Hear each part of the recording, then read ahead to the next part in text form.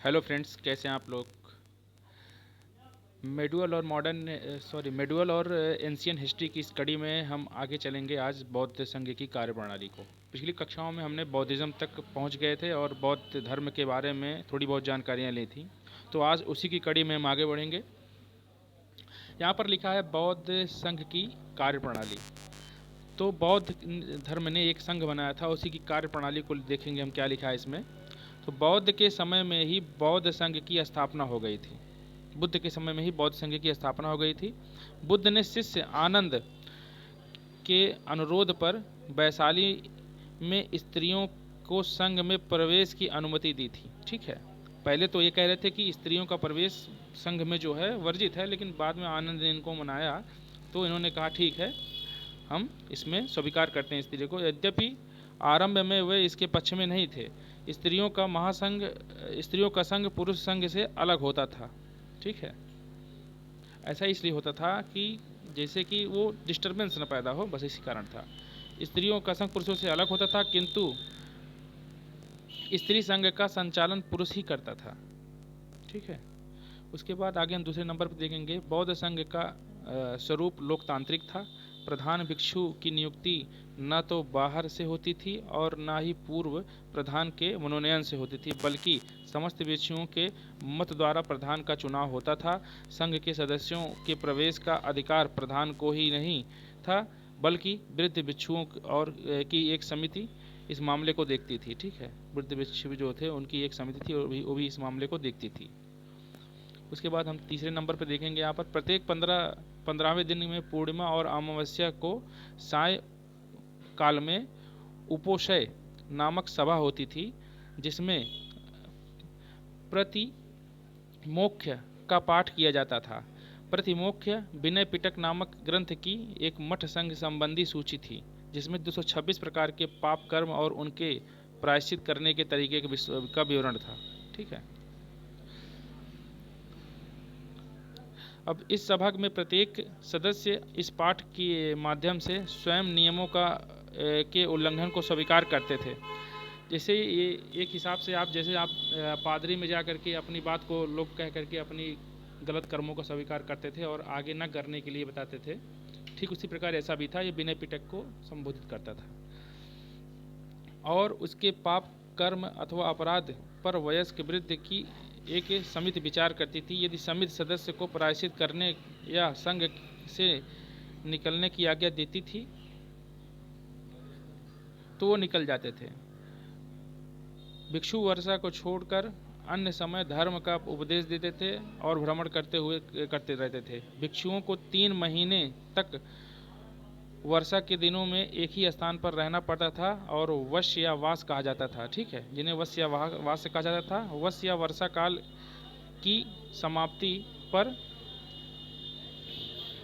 पवारना या बाहर आते थे। पवारना का मतलब होता है बाहर आना। बाहर आते थे और पवारना के समय भारी सभा और भिक्षुओं से एक पूछा जाता था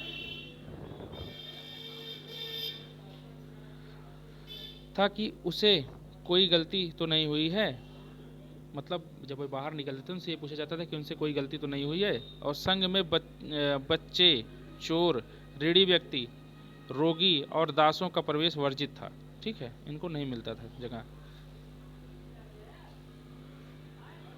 उसके बाद संघ में प्रवेश के लिए पिता की आज्ञा जरूरी थी और न रहने पर माता की अनुमति ली जाती थी। पुत्री अविवाहित है तो पिता की ओर, विवाहित है तो पति की अनुमति जरूरी होती थी। ठीक है, और यह बौद्ध संघ कार्य प्रणाली के पुरुष प्रधान समाज की मनोवृत्ति को दर्शाता है। यहाँ पर आप लिख सकते हैं कि बौद्धिज्म में जो पितृसत्तात्मक व्यवस्था थी, यहाँ पर यह दृष्टिगोचर है। ठीक है, अब यहाँ पर जब मेंस में क्वेश्चंस लिखने के लिए आएगा तो लिखे क्वेश्चंस आप यहाँ पर यहीं पर बनाकर पूछ सकते हैं कि बौद्धिज्म की पितृसत्तात्मक व्यवस्था पर आप प्रकाश डालिए। ठीक है, तो वहाँ पर आपको पॉजिटिव नेगेटिव चीज़ें वहाँ पर देनी पड़ेंगी। ठीक है, यहाँ से एक आपका टॉपिक मिल गया। उसके बाद देखिए बैसाख या बुद्ध पूर्णिमा का महत्व। बुद्ध का जन्म हुआ था इसी दिन। उसके बाद बुद्ध को ज्ञान की प्राप्ति या निर्वाण हुआ था। महापरिनिर्वाण भी मनाते हैं। ठीक है।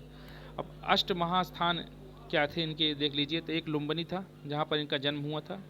बोध गया में ज्ञान की प्राप्ति हुई, बिहार में है। सारनाथ में प्रथम उपदेश इन्होंने दिया था। कुशीनगर में इनको महापरिनिर्वाण हुआ था, अर्थात ये मोक्ष की प्राप्ति हुए थे, इंस्पायर किए थे वहाँ पे। और कौशल श्रीवास्ती, अब कौशल जो है आपका ये अयोध्या वाला रीजन है। सन्यासी जीवन सर्वाधिक 21 वर्ष इन्होंने बिताया था। राजगिरी बौद्ध केंद्र को। वैशाली मृत्यु से पूर्व युद्ध का अंतिम जो है समय था इनका। उसके बाद संकीशा, बुद्ध की यात्रा स्थल को संकीशा कहा जाता था। ठीक है। बुद्ध का अंतिम संस्कार मल्ल गणराज्य ने किया था और उनके शरीर के अवशेषों को 8 विभिन्न राजाओं को दिया था। ठीक है। जिनमें प्रमुख थे वैशाली के लिच्छवी, मगध का अजातशत्रु, कपिलवस्तु के सांख्य और कुशीनगर के मल्ल। ठीक है।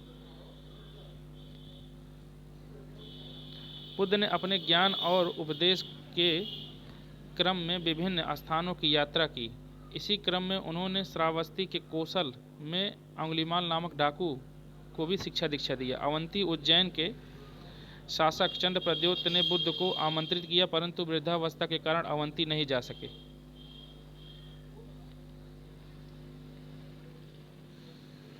सके और अपने शिष्य महाकच्चायन को उपदेश देने के लिए भेजा था। ठीक है।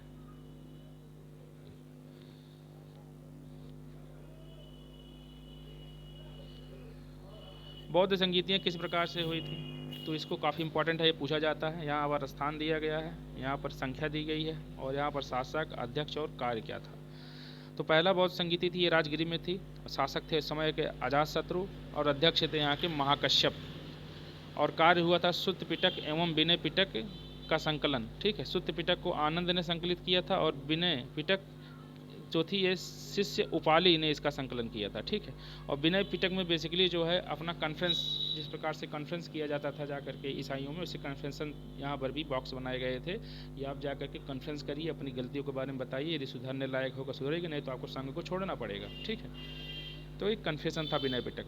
और सुत्त पिटक आनंद ने लिखा था। आपको बता दें कि आनंद के कहने पर ही पहली महिलाएं जो हैं, महिलाओं का प्रवेश संघ में हुआ था। द्वितीय बैठक वैशाली में हुआ था। इसके समय राजा थे कालाशोक और अध्यक्ष थे इसके सब्ब कमीर या शब्बा कमीर। और यहाँ पर जो काम हुआ था वो स्थिरवादी और महासंधिक 2 गुट बनाए गए थे। उनको अलग अलग मतलब बात बताई गई थी। यहाँ पर घूम घाम कर धर्म का प्रचार प्रसार करना और एक ही स्थान पर रहकर धर्म का प्रचार प्रसार करना। ठीक है। तो 2 काम किया गया था। जो शिष्य उपालिक थे और उपाली जो महासंदिक थे वो एक ही स्थान पर रह करके जो है प्रचार प्रसार करते थे, और जो स्थिरवादी थे वो घूम घाम करके जो है प्रचार प्रसार करते थे। तृतीय बौद्ध संगीति क्या थी, तो तृतीय बौद्ध संगीति में पाटलिपुत्र था, इसके अध्यक्ष थे अशोक, और मुगल पुत्रिश के अनुसरण में शैविज्म से, शैव धर्म से ये बौद्धिज्म ने इन्होंने अपनाया था। बेसिकली बौद्धिज्म एक जो धर्म था, ये इसका कॉमन इंटेंशन मैं मूलतः आपको उस समय की तत्कालीन परिस्थितियों पर बता दूं, जो मेरा दिमाग कहता है।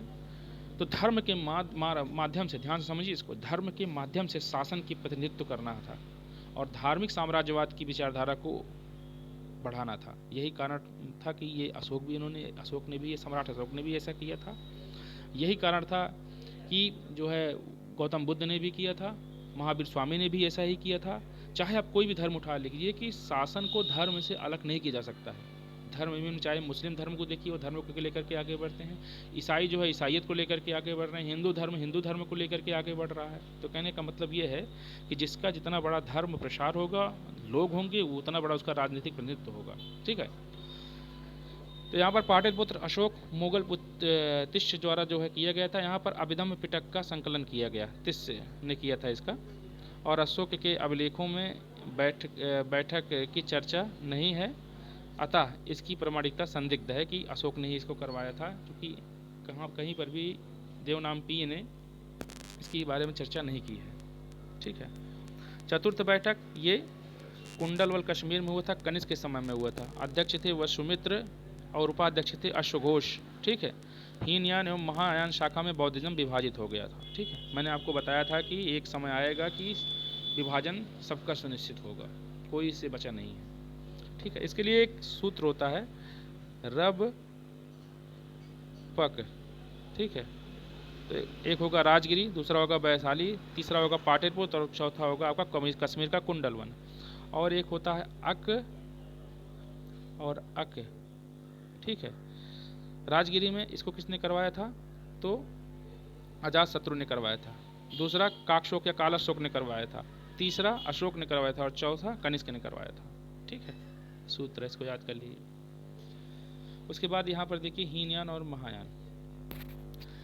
हीनयान को जो है बंदर से डिनोटेड किया गया, महायान को जो है बिल्ली से डिनोटेड किया गया है। उदारवादी शाखा है महायान। ठीक है, बुद्ध को महापुरुष मानता है हीनयान, जबकि बुद्ध को देवता मानता है महायान। बुद्ध को के प्रतीकों के माध्यम से दर्शाया गया है। ये मूर्ति पूजा, अवतारवाद और बोधिसत्व की परिकल्पना के बारे में बताता है। ठीक है, महायान ये मूर्ति पूजा भी करता है, अवतारवाद को बताता है कि बुद्ध का दूसरा अवतार होगा, और बोधिसत्व की परिकल्पना करता है। ठीक है, मूर्तियाँ जो बनी हैं महायान शाखा की ही है। ठीक है, निर्वाण के लिए स्वयं के प्रयत्नों पर बल दिया गया है कि मतलब आपको निर्वाण जब तभी मिलेगा जब आप स्वयं प्रयत्नशील होंगे। ठीक है, एक सेकंड एक सेकंड एक सेकंड एक सेकंड। ठीक है, और ये बोधिसत्व की परिकल्पना गुणों के स्थानांतरण पर बल दिया गया है। ठीक है, ये गुण जो है बोधिसत्व के कारण ही जो है स्थानांतरित होंगे। अब बौद्ध धर्म के संप्रदाय। ठीक है, तो बौद्ध धर्म के समय समय पर कई संप्रदाय अस्तित्व में आए। इसी क्रम में चतुर्थ बौद्ध संगीति में हीनयान और महायान संप्रदाय का विकास हुआ। हीनयान में बौद्ध एक महापुरुष के रूप में जाने जाते हैं, तो उन्हें प्रतीकों के माध्यम से दर्शाया जाता है, जबकि महायान में बुद्ध को देवता माना जाता है और उनकी मूर्ति पूजा होती है। इसी तरह हीनयान स्वयं के प्रयत्नों पर बल देते हैं, जबकि महायान गुणों और उनका स्थानांतरण पर बल देते हैं, मतलब उनके गुणों को स्वीकार करना जो होता है वो महायान शाखा बताती है। इसी क्रम में महायान में बोधिसत्व की अवधारणा आई है, जिसमें बुद्ध के अवतार की कल्पना की गई है कि अगला जो आएगा वो बोधिसत्व होगा। अब यहाँ पर देखिए अवलोकितेश्वर। अवलोकितेश्वर क्या है? तो इसका विशेष गुण दया है। अवलोकितेश्वर इसका विशेष गुण दया है। इसे पद्मपाण भी कहा जाता है, और यहाँ या वहाँ भी जा सकता है था जहाँ देवता भी नहीं जा सकते थे। तो अवलोकितेश्वर को आप जान लीजिए क्या है। उसके बाद मंजूश्री क्या है? तो मंजूश्री है, इसका मुख्य कार्य है बुद्धि को प्रखर करना। इसका मुख्य कार्य है बुद्धि को प्रखर करना। इसके एक हाथ में तलवार और जो कि भूल एवं भ्रम का नाश करता है, तो दूसरे हाथ में पुस्तक है जिसमें बुद्ध के सिद्धांत दिए गए हैं, और इस बोधि वो सत्य को आगे चलकर लक्ष्मी के साथ जोड़ दिया गया। ठीक है, वज्रपाणि, क्षितिगर्भ और मैत्रेय, भावी बुद्धि को मैत्रेय कहा गया है। तो ये सब चीज़ें हैं जो बुद्ध में बताई गई हैं, बौद्धिज्म में बताई गई है। हमारा इंटेंशन है कि हम पूरे बौद्धिज्म को न समझ करके एक ऊपर से पढ़ करके चलेंगे, जो कि एक माइनरी अंडरस्टैंडिंग डेवलप हो जाए। अब हम इसमें हमको पीएचडी तो करना नहीं है, इसलिए हम इसको थोड़ा बहुत देख करके आगे बढ़ेंगे। जितना जरूरी था, जितना सफिशिएंट था, मैंने आपको बता दिया। हीनयानों का साहित्य पाली भाषा में है, जबकि महायानों का साहित्य संस्कृत भाषा में। अब देखिए महायान और हीनयान के बारे में थोड़ा मैं अंतर बता दूं। देखिए बौद्धिज्म में जब बंटवारा हुआ कनिष्क के समय में, तो जो ब्राह्मण समुदाय बौद्धिज्म में आकर के घुस गए थे, कारण ये था, मैं आपको बताता हूँ, कि पुरोहितवाद का विरोध हुआ। अब होता यह है कि आपने एक मूवी देखी होगी, ये भगवान की जो विरोध किया था, उसमें मुकदमा दर्ज किया था, उसका मंदिर गिर जाता है, मूवी का नाम रिकॉल नहीं हो रहा है। ठीक है, उसमें लास्ट सीन में देखा गया कि कांजी भाई जो थे, उन्होंने जब इसका विरोध किया था तो उन्हीं को ही लोग भगवान बना देते हैं। ठीक उसी प्रकार बौद्धिज्म का भी हुआ। ठीक है, बौद्धिज्म ने जिसका जीवन भर पर्यंत विरोध किया, पुरोहितवाद, उसमें भी घुस करके जो है उसको अलगाव कर दिया, और वर्तमान में बौद्धिज्म भी टूट गया। ठीक है, तो हीनयानों का साहित्य पाली भाषा में है, जबकि महायानों का साहित्य जो है संस्कृत भाषा में है। संस्कृत भाषा जो थी ये आर्य संस्कृति हुआ करती थी, और इसमें ब्राह्मण, क्षत्रिय आज जैसे समुदाय लोग जो श्रेष्ठ वर्ग के थे, वो कहीं ना कहीं बौद्धिज्म में इंटर किए, और बौद्धिज्म का फिर विखंडन सुनिश्चित हो गया वहाँ पर। ठीक है, हीनयानों का साहित्य पाली भाषा में, जो पुराने बौद्धिज्म थे वो हीनयान ही थे। ठीक है।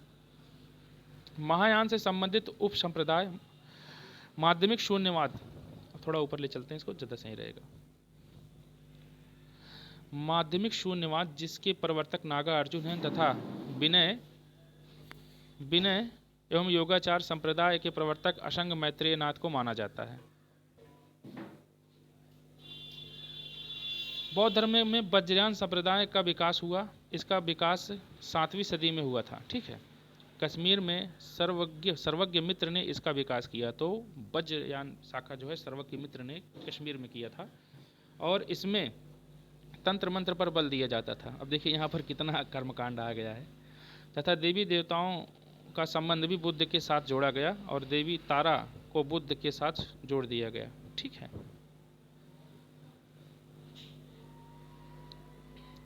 बंगाल में वज्रयान से संबंधित एक सहजयान संप्रदाय का विकास हुआ। देखिए धर्म की विसंगतियां देखिए कि किस हिसाब से विसंगति हो रही है। दुनिया का कोई भी धर्म बुरा नहीं होता है। इंसानियत ही सबसे बड़ा धर्म है, सर्व संभाव का धर्म है। तो आप यदि मनुष्यता को बल देंगे तो सबसे बड़ा धर्म वही माना जाएगा, चाहे मुस्लिम समुदाय हो, चाहे हिंदू समुदाय हो, चाहे बौद्धिज्म हो, जैनिज्म हो, कोई भी हो। इंसानियत को सबसे बड़ा धर्म मान करके काम करना चाहिए। बाकी कन्फ्यूजन और विसंगतियाँ हर जगह पैदा की जाती हैं और इस सारा संसार जो है ये प्रत्येक नियम, क्रिया और प्रतिक्रिया पर आधारित है। आप जो कर रहे हो वो 360 डिग्री घूमकर आपके पास आएगा, ये क्लियर है। ठीक है। तो इस पे आप चलिए। और कोई है जो इसको तो चला ही रहा है। अब कौन चला रहा है ये क्लियर नहीं है, लेकिन महसूस तो होता है। जब परेशानियां, समस्याएं या अच्छी चीज़ें आती हैं तो वो अपनी ताकत को दिखा देता है। तो आप इसको मानिए और आगे बढ़िए। बौद्ध साहित्य। बौद्ध साहित्य में एक होता था त्रिपिटक, सुत्त पिटक, विनय पिटक और अभिधम्म पिटक। सुत्त पिटक क्या था? इसमें बौद्ध धर्म के सिद्धांत अर्थात बुद्ध के उपदेश संकलित हैं। ठीक है। जितने बुद्ध ने जितने उपदेश दिए इसमें लिख दिया गया है।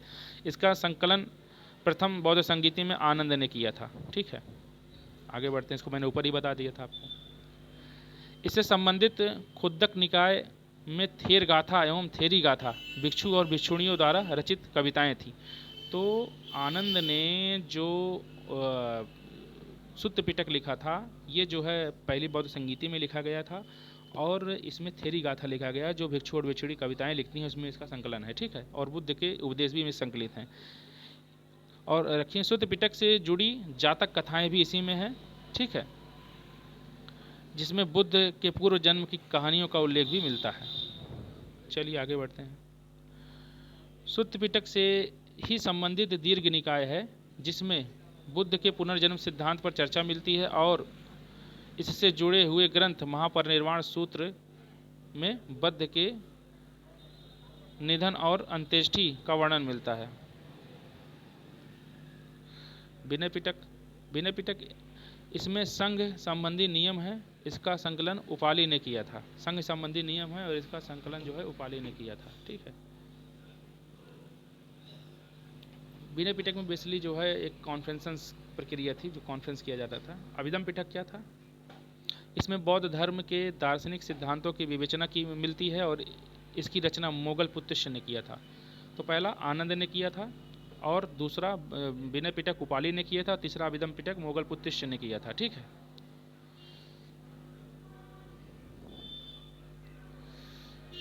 उसके बाद है वैपुल्य सूत्र। महायान संप्रदाय से संबंधित साहित्य को वैपुल्य सूत्र कहा जाता है। इसमें ललित विस्तार नामक ग्रंथ उल्लेखनीय है। ललित विस्तार महायान शाखा का है, वैपुल्य सूत्र में प्रयोग किया गया है जिसमें बुद्ध की जीवनी मानी जाती है। उसके बाद है मिलिंद पन्हो। ठीक है। मिलिंद पन्हो पाली भाषा में लिखा गया बौद्ध ग्रंथ है। इसे इंडो ग्रीक शासक मिनांडर या मिलिंद ने अपने बौद्धाचार्य नागसेन के माध्यम से बोधि वाद विवाद का उल्लेख है। मतलब एक बार बुद्ध गए थे मिनांडर के पास, तो जो वाद विवाद हुआ था वो इसमें संकलित किया गया है और संकलन करता है इसके नागसेन है। बुद्ध चरित अश्वघोष ने इसकी रचना की है। अश्वघोष किसके दरबार में रहता था? तो इनमें भी जो है अश्वघोष हमको लगता है ये हर्षवर्धन के शासन में था। और सम्राट हर्ष जो थे पहले आप जो है शैव थे, बाद में बौद्धिस्ट हो गए थे। क्योंकि शिव को जो प्रतिनिधित्व करते हैं वो कहीं ना कहीं बुद्ध ही करते हैं। कारण यह है कि शिव भी समाधि में थे और बौद्धिस्ट भी समाधि में थे। समाधि से जो है हमें इंटीग्रेट होता है, जुड़ाव होता है स्वयं के प्रकृति से। ठीक है। बौद्ध धर्म के लोकप्रियता का कारण क्या है? तो जटिल दार्शनिक वाद विवाद का न होना, अर्थात पारलौकिक जीवन से संबंधित मुद्दों पर चर्चा करना। ठीक है। तो बस आज के लिए इतना है, जो कि शोरगुल काफ़ी हो रहा है। हम फिर क्लास कर लेकर के आएंगे। जय हिंद, जय भारत, नमस्कार। और अगला हमारा टॉपिक होगा जो है, अभी तो जैन धर्म आएगा। थोड़ा है, एक काम करिए, जैन धर्म थोड़ा पढ़ लीजिए, तब जैन धर्म जो है पढ़ा जाएगा। ठीक है, क्योंकि अभी थोड़ा ही है। तो जटिल दार्शनिक वाद विवाद नहीं होता था। यहाँ पर देखिए, लोक भाषा पाली में उपदेश दिया जाता था। मध्यम वर्ग का प्रतिपादन किया जाना था, मतलब मिडिल क्लास को इसमें शामिल किया गया, क्योंकि मिडिल क्लास सबसे ज़्यादा थे। राजकीय संरक्षण मिलना, चाहे आप उनके समय में देख लीजिए, अशोक के समय में देख लीजिए, उसके बाद आप उनके में चाहे काकशोक या कालशोक के समय में देख लीजिए, किसी के समय में देख लीजिए। बौद्ध धर्म के पतन का कारण तो ब्राह्मणवादी धार्मिक क्रियाकलापों का समावेशन हो जाना। मैंने आपको ऊपर ही बता दिया था, यहाँ पे आ गया है चीज़ है। फलतः इसकी विशिष्ट पहचान लुप्त हो गई। संघ एवं मठ का जीवन में अनैतिकता से युक्त होना, फलतः लोगों के बीच इसके नैतिक आदर्श वाले रूप का आकर्षण कम हो गया था। नैतिकता की कमी आ गई थी। उसके बाद देखिए, बौद्ध मठों में अत्यधिक धन संचय कर लिया था, जो कि इसमें पहले बताया गया था कि अधिक संचय धन मत करिए, लेकिन उन्होंने कर लिया था। फलतः यह आक्रमणकारियों का विस्तार शिकार हो गए थे। ये शैव धर्म में इसकी टकराहट हुई और शैव धर्म संप्रदाय शासक बंगाल के शशांक ने दमनात्मक कार्रवाई करते हुए बोधि वृक्ष को कटवा दिया गया था। तो देखिए, मैंने आपको कहा था कि अधिकांश शैव धर्म जो है जाकर के यहीं पर ही जुड़े थे। तो आगे जो क्लास होगी वो जैन धर्म के बारे में जानकारी लिया जाएगा। तब तक के लिए जय हिंद, जय भारत, नमस्कार।